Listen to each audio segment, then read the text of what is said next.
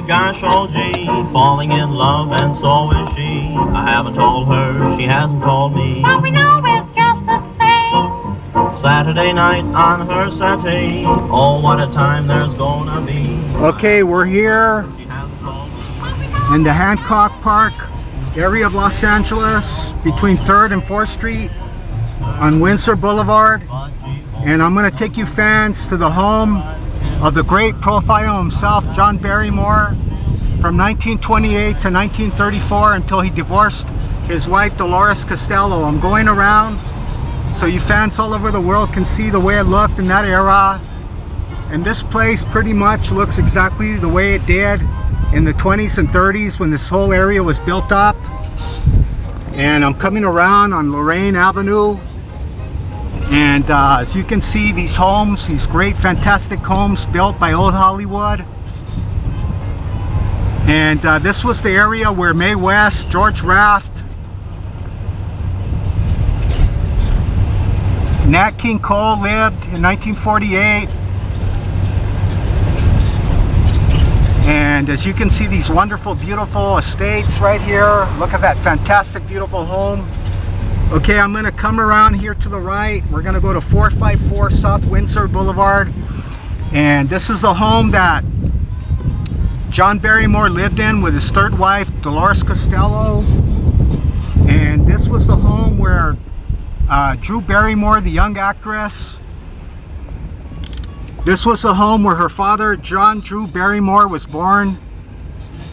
And here you go, here's the back gate, this beautiful area. And actually from 1920 to 1923, for you opera fans, this was the home of the great baritone American opera singer Lawrence Tibbett. And let's get over here so you fans can see this fantastic, beautiful home from that era of the 20s and 30s.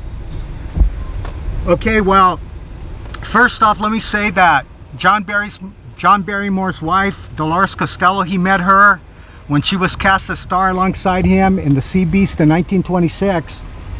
And then they did Don Juan. And for you fans of film history, that was the first film with synchronized sound effects and music soundtrack. And I think the reason why John Barrymore elected to live here in this area, because it wasn't too far, maybe a mile south from the old Warner Studios on Sunset Boulevard before they moved to Burbank. Okay, here it is, the front. Here you go, Windsor Boulevard. And in this house, this is where he filmed, where he was living here, The Tempest, 1928, Moby Dick, 1930s, Svengali, 1931, great film, Arsene Lupin, with Lionel Barrymore, The Gentleman Thief, and then Grand Hotel with Greta Garbo, Joan Crawford, Lionel Barrymore and Wallace Beery. Look at that fantastic door. You can see that's original from that time period.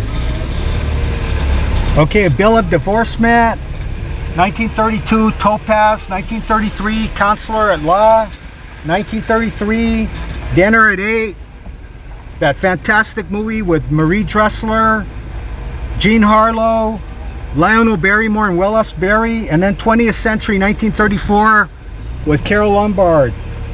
Okay, and I want to quote one of my favorite quotes of John Barrymore.